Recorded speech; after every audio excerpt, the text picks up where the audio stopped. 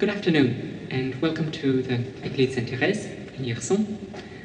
I would like to present a work by William Byrd, which in my estimation is a rather unusual work, especially considering the way we often think about music, especially classical music. I suppose one could call this work very abstract. As a composer, one is often thinking about the intended effect on an imaginary listener. I was even taught once in a composition class, you want to create more drama, not less drama. Now, this assumes that one is, in a sense, as a composer, always thinking about the effect that you're trying to produce in your listener, that you're always trying to have your listener in your hand, so to say, and you're trying to tell him something in the way in which he would be at that moment most receptive. There is, of course, the other aspect of the hermetically conceived composition which works solely by its own rules. And we often think of that as being a rather modern concept, a sort of composition that creates its own sound world, creates its own rules, and inhabits them, inhabits the world, and in a sense does not try to convince. Now, it's of course very difficult to say with a work of William Byrd or of anything that is, to put it simply, that old, where we do not have any kind of performance tradition that can be considered in any way authentic, to say what the composer intended to do at the level of communicating to his listener or even to his interpreter. But we have the music itself, we have the score, and there's quite a lot actually that, at least to me, and to, I would say, anyone who looks at the score, is being communicated or suggested by the way that the composer has made his decisions and the way that he has undertaken the problems set before him. This is especially true where the structure concerned is a simple one. I'm going to talk about Sellenger's round, which is a set of variations, as one can imagine from the name round. And the thing about this set of variations is that it does not follow what one often tries to make variations to be, namely a set of character pieces. This is a concept which was perhaps not of the greatest importance in the time of Byrd.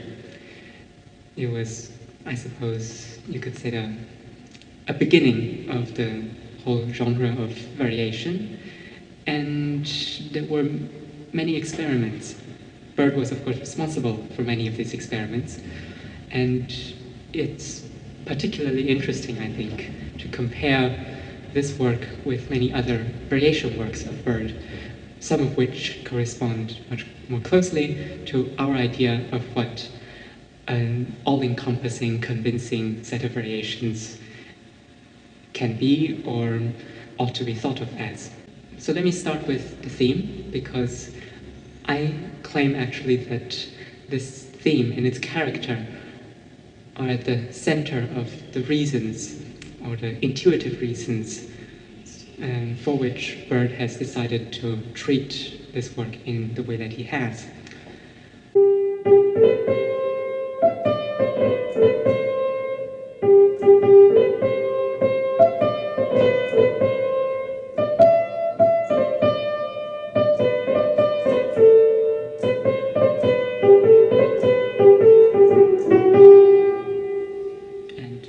Typical, the last bit is repeated again.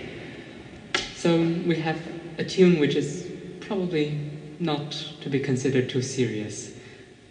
It's, of course, very difficult to say exactly what kind of character, what kind of mood a tune would be associated to in a time which is entirely not our own. But I would venture that in this case, the tune suggests to us very much of the same things that it would have suggested to a musician like Byrd. Writing a set of variations on this and being ambitious about it means trying to make something that's more than what the tune seems to be at first glance. There are many ways of going about doing it, and I will allow myself to be anachronistic for a while and ask myself quite simply how I could imagine writing a serious set of variations on this. It's a tune which does not suggest seriousness in the context of the music that we consider serious. And this means that I probably would assume that I would have to change the character of the tune somehow. You take the same theme and you put it in a different mood. You make it mean something else. You fragment it, you take the notes as they are, you take them out of their context of the psychological or of the emotional meaning of them, and you manipulate the notes according to musical concepts, according to compositional virtuosity.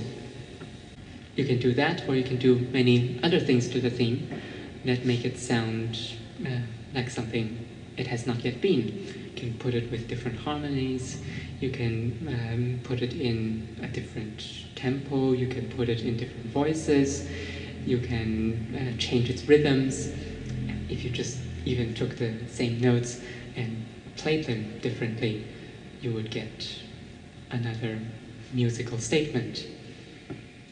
So let me just show you an example of Byrd taking a theme which doesn't seem too serious and making something according to his personality more elevated. These are interpretations, but I find it quite difficult looking at the score to not see these interpretations.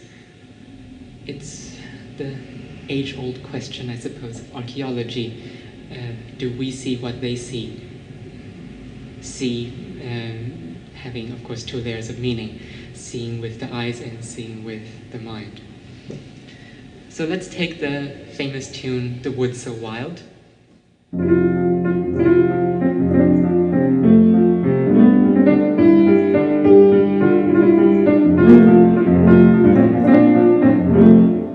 Byrd has already set something up in this beginning of his set of variations on The Wood So Wild. He's put it in a register and he's put it in a texture which suggests a certain three-dimensionality. This is going to be a piece which has depth. It's not just going to be a little romp upon the tune. And we see that the first thing he does is that he sets the first variation in a higher register. It's a tinkly register if you want.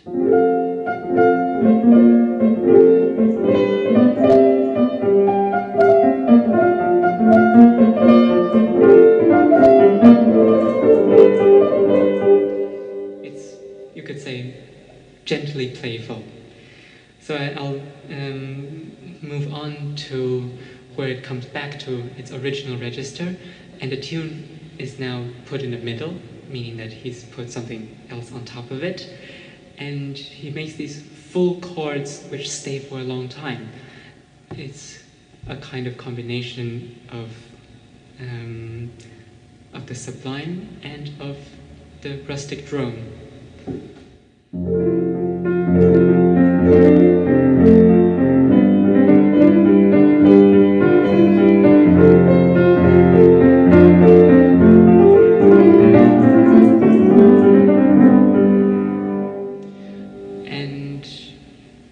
Later on in the piece, this kind of treatment goes even further.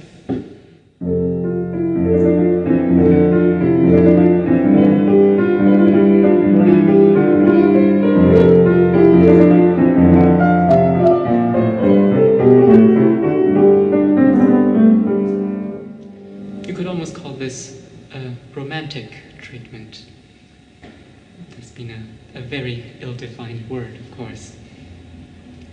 Now, I think you can see that the choices that the composer made in order to present this tune in that way, indeed even getting rid of the tune and taking only the harmonic structure and building something quite grand on top of it, as in this last case, is a reflection of the composer's personality. It was already remarked upon in Byrd's day that Byrd was a composer who, let me paraphrase, was searching for order and had a real sense of musical dignity and gravity. And it's through this prism that he saw even silly tunes. Not that this tune is silly once you've heard all the things that can be done with it. So let's go back to our tune of the of Sellenger's round. He didn't do this with that tune. Maybe he could have. I think I wouldn't mind trying. But what he does instead is create an abstract concept of a piece that consists of musical games. And these games are not there in order to make us psychologically hear the tune in a different way. They are there simply to be moderately entertaining in their own respects and to make an overall image which is much more interesting and much more varied without changing its colors. How does he do this? One of the things he does is little rhythmical games which stay exactly in the same character as the tune itself.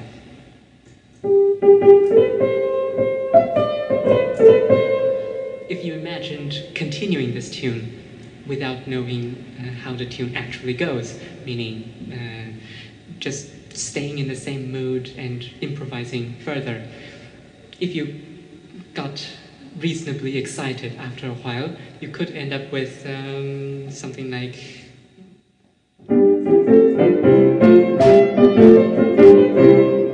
And if you wanted to take the second half of the tune, which is this, you could also make something quite forceful, jaunty, but staying quite in the confines of the character of what you started with. So you can use those kinds of rhythms, which are not trying to be disturbing or show some kind of dark side of the tune, as cross rhythms often do in other contexts, but rather just to be fun and entertaining in the spirit of the tune. The next thing that Byrd often does is counterpoint. Now, let's start with some examples from his other works in which counterpoint is not simply an abstract game, but it really is part, in fact, a central part of creating atmosphere and in modifying the meaning of a tune. We have, let's say, the set of variations on Walsingham. It is, of course, a serious tune to start with.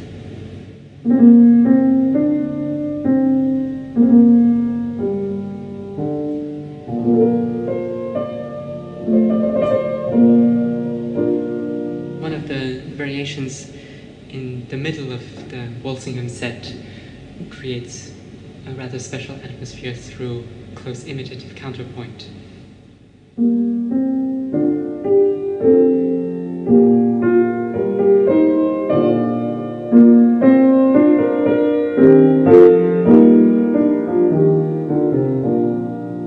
Towards the end we have this figure which takes over the whole texture and which gives the impression of a kind of a well-spaced, serious procession where each individual has a very noble goal.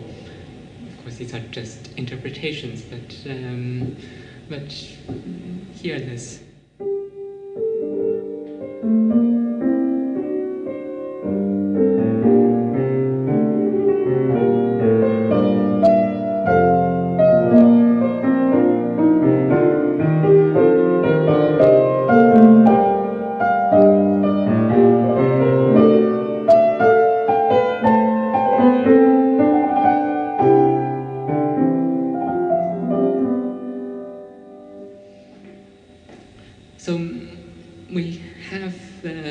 kind of counterpoint which, even in this last case, it is taking the tune itself and making counterpoint out of it.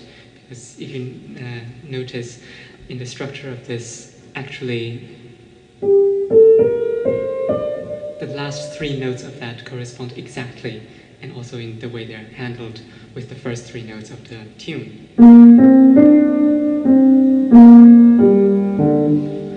Now let's see what the counterpoint's like in Sellenger's round and why this is entirely different. Now, it already starts at the beginning. We have this, and give a composer a figure like, and he's going to see all the various strettos you can make with that. In fact, it's a very easy thing to be clever with a set of notes like that. So we start with something quite harmless.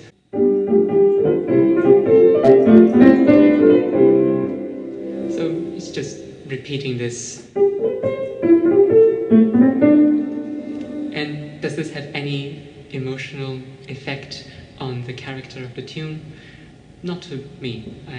I think there's so many different ways you can play any set of notes, especially a set of notes which is so open to opinion and which is so white in that sense as these. But I think trying to imbue these aspects with any real sentimentality or meaning in terms of playing it with great passion is unnatural. In the next part of the tune, we have, and you can see that's almost a kind of inversion. So in the next variation, the composer Byrd starts to be clever with that. He makes this kind of imitation which precedes the tune.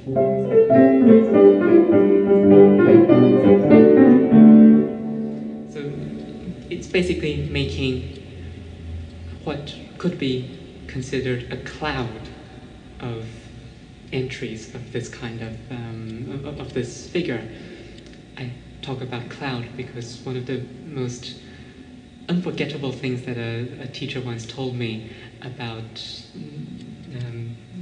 this variation in Beethoven's Sonata Opus 109 is that the point of this kind of counterpoint is not actually to show voice leading or to make any kind of contrapuntal argument, but rather simply to make a cloud full of this pervasive figure I'm talking about.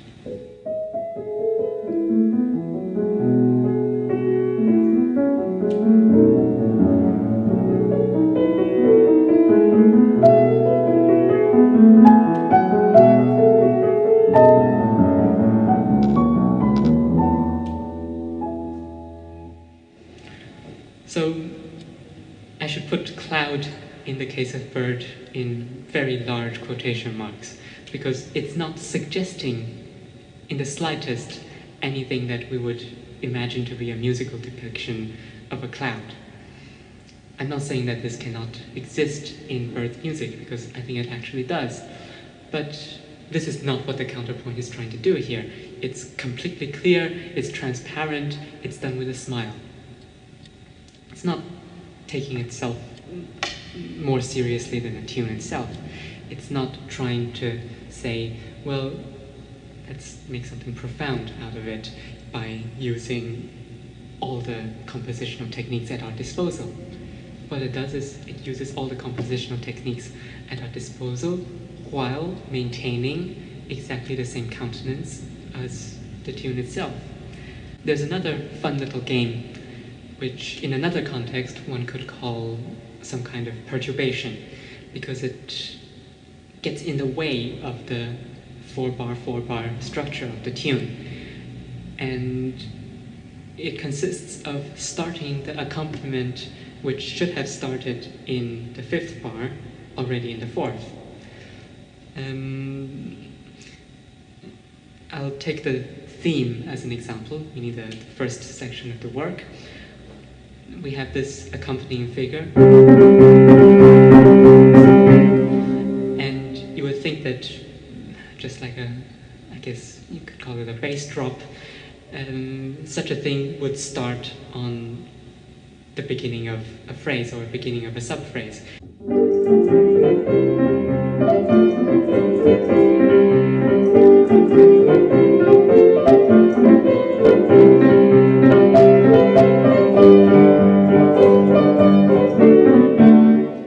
So you see how this is creating an unexpected bridge between the first statements and the second statement.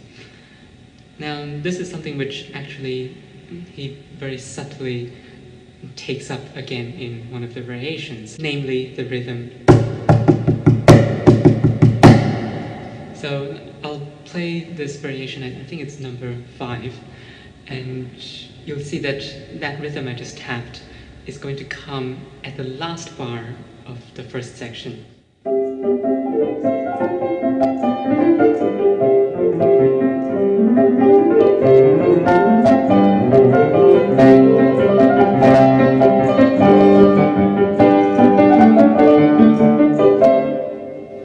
So you see this is of course now shown in an exaggerated way, but that is an example of, I think, why you cannot say that these little compositional interventions are actually trying to make any kind of real deep effect on the imaginary listener, because you can't show them in a real demonstrative way and not be unnatural and ridiculous.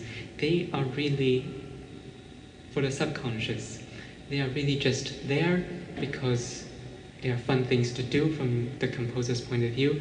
They are fun things to exist from the point of view of the piece of course having a personality in and of itself, and they are not there in order to send a superficial, meaning a salient, evident message to the imaginary listener. The last aspect, which I think is most certainly worth mentioning, in fact it might be one of the most clearly defining aspects of this work, is the multi-layered rhythmical build-up. Byrd loves to make contrasts between groups of 2 and groups of 3. It's something which we encounter in most of his works, where the meter allows this kind of interplay. So here we have, of course, the general rhythm, which is, and there are very often bars which go or something like that. But what is interesting is that if he really wanted to make an effect, a salient effect, and he does that sometimes, he would put this in all the voices, or if he wanted to make the effect of two rhythms going against each other, he would put half of the voices in one rhythm and half of the voices in another. You can see this, for example, in The Woods So Wild. You have one of the variations which is dedicated to this, which of course is the and the original rhythm of the piece, of course, being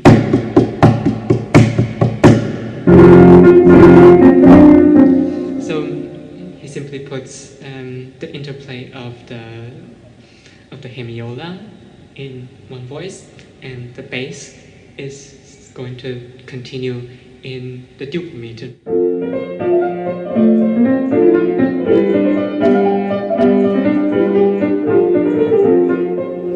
So that's a very clear hemiola, which makes the very clear rhythmical disturbance effect. Now, let me give you an example of from Sellenger's round, where the rhythmical build-up is so complex that It's, in a sense, intentionally getting in the way of itself in order not to exit the world that it has set itself.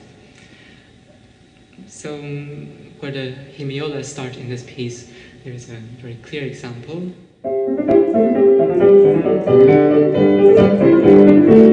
So we have one of the voices which is always doing, and within the context of a piece which is. Let's just take a little time to deconstruct these bars. As you see, the counter rhythm is in the bass. Now we have the original rhythm in the soprano. So put those together. Now the interesting thing is what the middle voices do. The middle voices, instead of throwing in their lot with either one group of rhythms or another, they do something which is, again, independent. It's a mixture of both worlds. These are these typical rhythms of this particular work, which can be interpreted in many different patterns of accentuation. And when we put them all together, and I'll emphasize a bit the middle, we have something which basically confuses both him who tries to hear this in duple and him who tries to hear it in triple. Now that's a typical game that this piece engages in. But such game is not conducive to creating more drama instead of less drama, or in this case, more effect instead of less effect. In fact, these are things that temper the effect in various subtle ways. And I think that's what this whole piece is, in a sense, about. Even in the whole general structure of the piece, we have these moments where we sort of expect a melodic or a gentle or some kind of less energetic variation. These are points in the structure which we recognize from other works of Byrd. And let me give you an example. In Hugh Ashton's Ground, we have this extraordinary return to the canon. I think 7 variations in.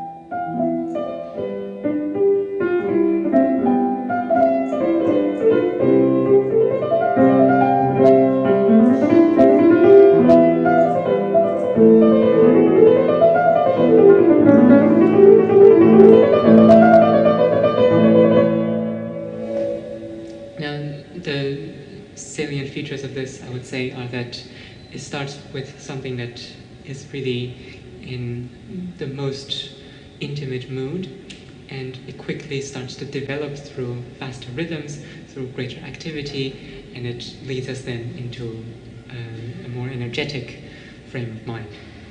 We have the same thing in Sellenger's Round, and it's this variation.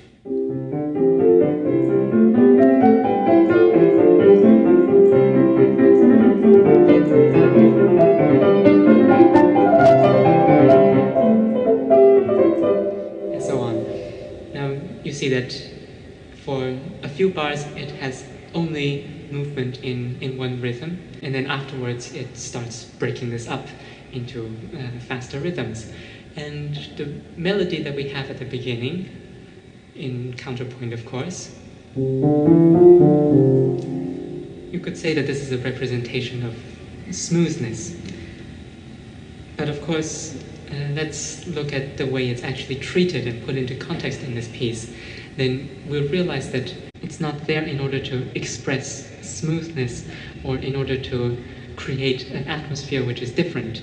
It's just an element from another world which has wandered in and which then takes the character of the rest of the piece.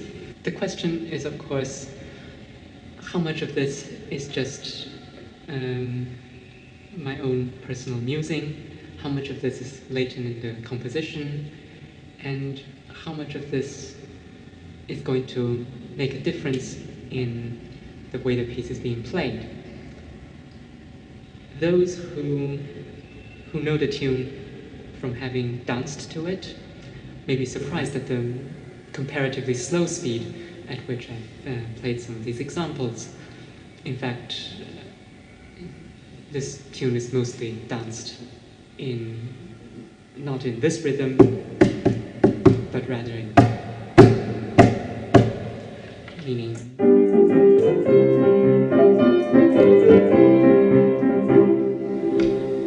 Those who might have heard so-called classical musicians play Byrd's version of the tune might be quite surprised at the comparatively fast speed at which I've played these things. I think this is one of the considerations which one could consider a consequence of this view that I've just tried to present in a certain way. I think that in trying to make a psychologically convincing interpretation of all the little elements and to try to make them into things that are not only technical but that become poetic or somehow meaningful is the wrong way to approach this piece, or it's a way which I cannot see working. It is a way that requires, I think, a slower tempo. It does require a kind of creativity and an inventiveness in assigning the various stories that are being told to aspects of a greater story. There are, of course, a few examples in the piece where I think such a thing can be hinted at. But again, any more than hinting at it is to me unnatural and against the spirit of the work as I see it. One of the examples is where this original contrapuntal figure, where that gets inverted, we get a tinge of sadness maybe.